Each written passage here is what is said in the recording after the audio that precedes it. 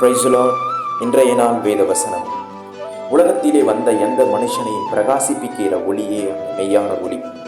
யோவான் 1 அதிகாரம் 9 பிரியமானவர்களே, 1793 ஆண்டு கல்கத்தா பகுதிக்கு வந்தடைந்த இங்கிலாந்து தேசத்தை சேர்ந்த ஒரு செருப்பு தைக்கும் தொழிலாளியான வில்லியம் கேரி அவர்கள் இந்தியாவினுடைய நிலையை கண்டு மிகவும் வருத்தமடைந்தார்.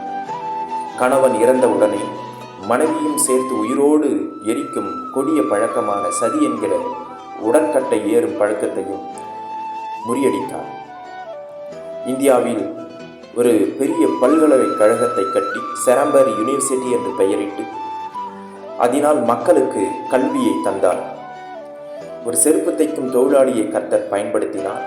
கர்த்தர் உங்களையும் பயன்படுத்த முடியும். கர்த்தரை விசுவாசியுங்கள்.